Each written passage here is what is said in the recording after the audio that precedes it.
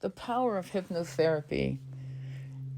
And when you marry that at some point with an Akashik reading, like the power of that is so extraordinary because you get to see where you won, what were your successes, and what were your failures and why.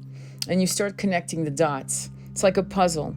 And each puzzle piece has a meaning, a deep meaning, and a clue to the healing. You see, sometimes the trauma that we carry, I mean, sure, yes, it's from this incarnation, but sometimes it's from past incarnations, which I've illustrated in the previous videos.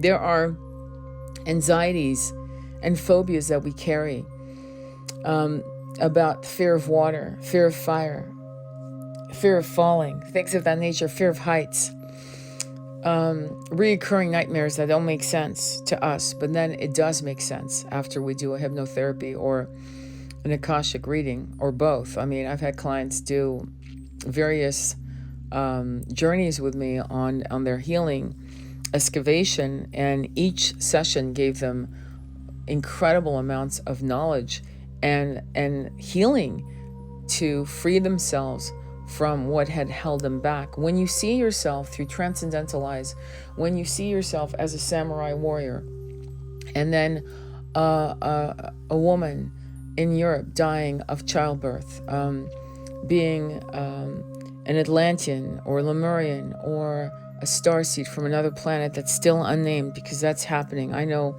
one of the past lives I had with my twin, we were humanoids. We were a yellow people, meaning a very, very pale yellow people with, when I mean yellow, with gold eyes and white hair. My hair was down to my ankles, and he wore his hair in a Japanese manner, if you know what I'm saying, the way a samurai would have worn his hair, but it was white.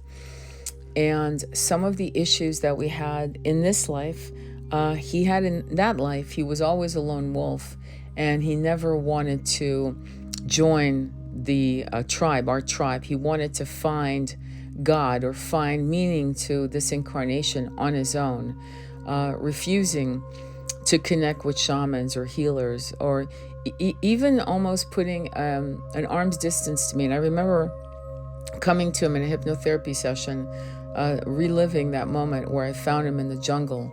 And there he was with what I would call lang lang and exotic flowers of that level, right, around him.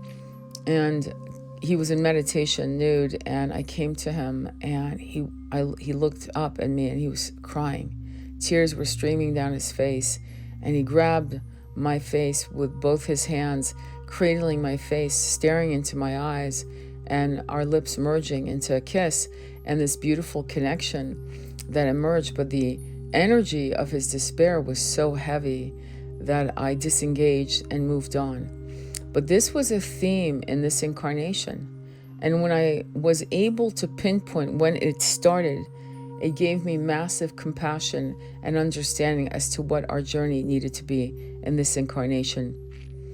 He needed to learn how to find the masculines and feminines that he could trust, and where he could be vulnerable, where he could share his spiritual dilemmas and questions, and to release. And finally, he was able to do that with myself, my son, and his brother. I hope this helps you understand the value of these spiritual, beautiful, exciting excavations. Sending you much love on your journey. Namaste.